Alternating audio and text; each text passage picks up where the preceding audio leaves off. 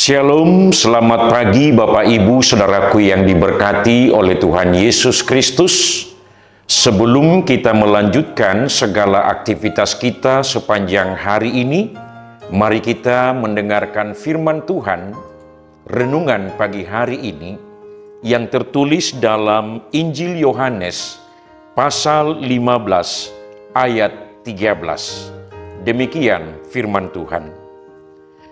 Tidak ada kasih yang lebih besar daripada ini, yakni seseorang yang memberikan nyawanya demi sahabat-sahabatnya. Saudaraku yang diberkati oleh Tuhan, kalau kita ditanya ulang, apa itu kasih? Mungkin setiap kita bisa memberi banyak jawaban atau argumen tentang arti kasih. Namun tidak sedikit orang yang mengalami kesulitan dalam memahami apa arti kasih. Kadangkala kita akan berkata, kasih menurut definisi siapa? Kasih menurut dokumen apa? Atau kasih menurut ayat Alkitab yang mana? Lewat renungan harian pagi ini, Yesus sepenuhnya mendefinisikan ulang tentang kasih. Bukan tentang kehormatan pribadi, status keagamaan, atau ketaatan pada aturan semata seperti gagasan budaya Romawi dan tradisi Yahudi pada masa itu. Kasih adalah tentang memberikan diri sendiri untuk orang lain, bahkan dengan mengorbankan nyawa sendiri. Di sini Yesus menggambarkan bentuk kasih yang tertinggi, yaitu kasih yang penuh pengorbanan. Tidak ada kasih yang lebih besar dan lebih tinggi daripada ini. Inilah kasih sejati itu. Jika kita mengartikan ungkapan memberikan atau mengorbankan nyawanya, itu berarti menyerahkan dirinya sepenuhnya demi orang lain. Yesus tidak hanya berbicara tentang mati untuk seseorang, tetapi tentang kehidupan pengorbanan tanpa pamrih. Kita diajak sebagai pengikut Kristus untuk belajar hidup dengan sikap pengorbanan, di mana kita mau mengutamakan kebaikan orang lain di atas kebaikan diri sendiri.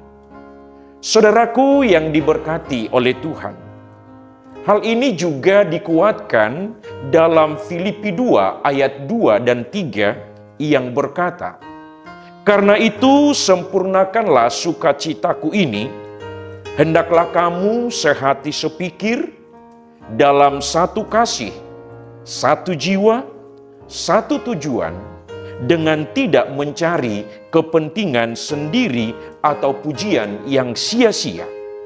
Sebaliknya, hendaklah dengan rendah hati, yang seorang menganggap yang lain lebih utama daripada dirinya sendiri." Jadi bentuk pengorbanan yang diajarkan Yesus kepada kita adalah cara hidup yang mengutamakan orang lain. Artinya, kita dipanggil untuk mengesampingkan yang namanya kesombongan dan juga keegoisan. Mudah bagi kita untuk berkata, "Aku mengasihimu." Tetapi Yesus menekankan bahwa kasih yang sejati membutuhkan tindakan, pelayanan, dan pengorbanan. Kasih yang dari Tuhan bukanlah kasih yang pasif, melainkan kasih yang aktif. Kalau dunia mendefinisikan kasih dalam bentuk perasaan dan emosi, tetapi Yesus mengajarkan bahwa kasih sejati adalah tentang memberi atau giving, melayani dan berkorban untuk orang lain. Yesus telah mendemonstrasikan kasih terbesar itu lewat peristiwa salib, bukan hanya untuk orang-orang yang layak, bukan hanya untuk orang-orang baik, tetapi untuk semua orang yang berdosa. Teladan Yesus inilah yang menantang kita untuk mengasihi, bahkan bagi mereka yang sulit untuk kita kasihi. Kasih Yesus adalah teladan bagi kita. Jika Yesus memberikan segalanya untuk kita, bagaimana mungkin kita tidak menunjukkan kasih yang sama kepada orang lain? Kasih adalah inti dari jati diri Allah. Maka kita terpanggil bukan hanya menerima kasih Allah, tetapi juga untuk menghidupkannya dan membagikannya kepada orang-orang lain lewat tindakan nyata dalam bentuk pengampunan yang penuh dengan ketulusan. Selamat melakukan tindakan kasih. Amin. Mari kita berdoa. Terima kasih Tuhan untuk ajaran kasih yang sejati yang telah kami terima daripadamu. Lewat pengorbanan anak-Mu Yesus Kristus untuk menebus kami, orang-orang yang sepenuhnya tidak layak, tidak pantas. Tetapi karena kasih Tuhan yang sangat luar biasa, maka kami mendapatkan pengampunan dosa. Untuk itu Tuhan, ajar kami untuk boleh menunjukkan kasih yang sama, di mana kami tidak hanya mementingkan kepentingan diri kami, tetapi juga kepentingan orang lain.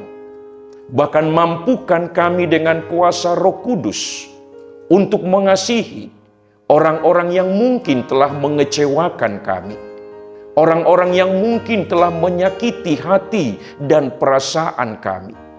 Tetapi dengan kasih yang besar, yang telah Tuhan ajarkan, bahkan yang telah kami terima daripadamu, itu jugalah yang kami mau bagikan kepada orang-orang di sekitar kami. Terima kasih Tuhan, untuk ajaran kasih-Mu yang luar biasa. Biarlah kami juga melakukan hal yang sama. Kami serahkan seluruh hidup kami, seluruh pekerjaan kami, seluruh pelayanan kami secara khusus di tengah-tengah gereja-Mu HKBP Duren Sawit ini. Biarlah Tuhan yang memampukan, biarlah Tuhan yang memberikan akal budi, hikmat dan pengertian, agar nama Tuhan boleh dipuji dan dipermuliakan. Dalam nama Tuhan Yesus Kristus, kami telah berdoa dan mengucap syukur. Amin.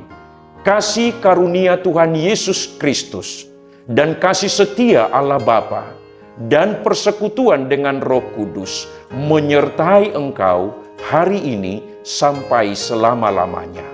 Amin.